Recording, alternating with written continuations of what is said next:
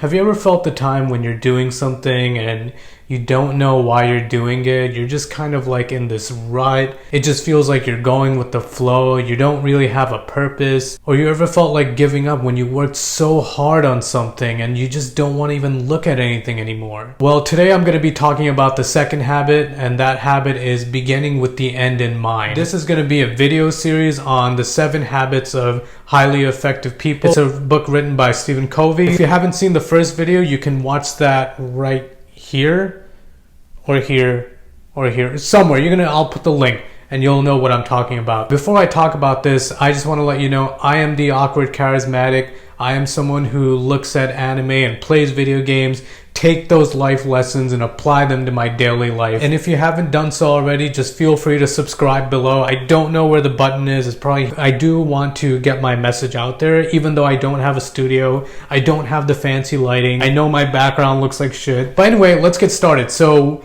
what the hell am I talking about? What is this second habit, and why do you begin with the end in mind, and what does that mean? Typically what happens, and as I mentioned before, when you're doing something, you get caught up in the details. You start going through the motions of things. You don't really look at the big pictures. You're just doing it and not really feeling it. When you're working on something you really love and you see failure, what ends up happening is you just feel like giving up because you are so caught up in the detail. And this video is here to remind you to take a step back and think why you wanted to do this in the first place. So I'll start off with some examples in my life that happened. The first thing that happened was when I was in college, I was on the verge of failing my undergrad classes. I already had around like 2 Ds in my classes. I was gonna be on academic probation. Now, at the time, I just jumped from high school to college and I was just going through the motions. I knew it's important not to fail, but I didn't know why I should focus on my studies. The second example I wanted to talk about was when I started learning how to date, a lot of the girls won't respond to my messages, or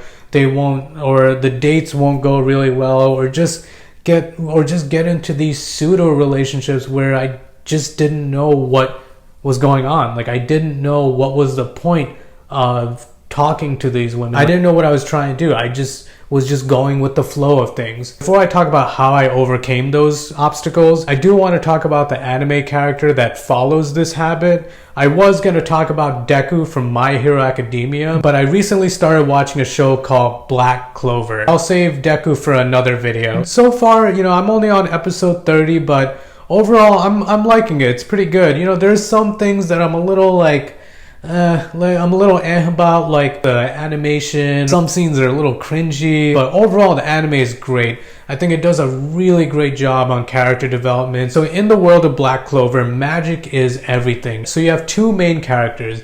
You have Yuno and you have Asta. Both Yuno and Asta are orphans who live in an orphanage that's in a very poor area. Now, the thing with Black Clover that I love is that they show you the inequalities between classes. So for example, the royal and noble class are supposed to have higher magic powers and higher mana, as opposed to the common folk and the peasants who have a low amount of magic or a low amount of mana. And it really shows you the division between these classes and the inequalities between those classes. But anyway, Yuno is someone who's just naturally gifted with mana. If someone were to take a look at him, they would automatically assume that he's a royal or a noble class. No one would believe he's actually like a common folk or a peasant, because of how strong his magic power is. And then the other character is Asta. As much as I fucking hate this guy's voice, I love this character. And the reason why is because Asta has no magic power. Or from what I'm seeing in the anime so far,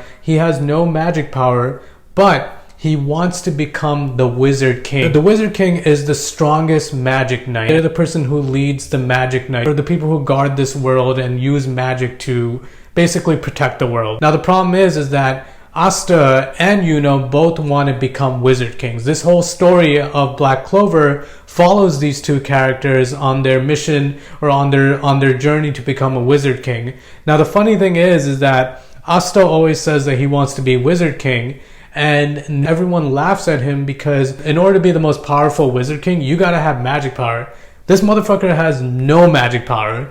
So he's already at a disadvantage.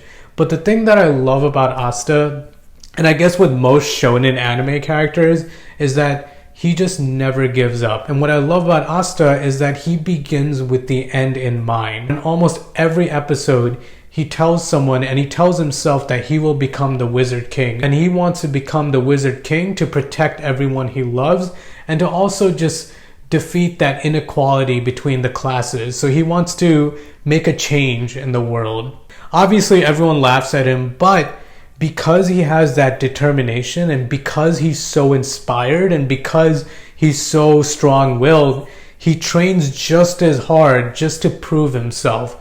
And people see that. People who laughed at him initially do see that there's something in this kid. This kid not only exceeded their expectations, but he also inspires him because of how strong-willed and how determined he is. When he has that mindset, it kind of brings Asta a step back. It helps him take a step back and think about why he wants to be Wizard King. And it kind of goes back to what I was talking about with my earlier examples. When I was failing these classes in college, I knew that if I failed, it was not going to be a good thing. I knew the results that would happen out of it, but I didn't know why I was in college and I didn't know why I couldn't fail. When I took a step back and I kind of visualized myself with the end in mind, I knew that I wanted to go into grad school. I know I wanted to work in healthcare. I didn't want to be a doctor, but I knew I wanted to work in healthcare. And because I visualized myself, I ended up taking my grades seriously. I ended up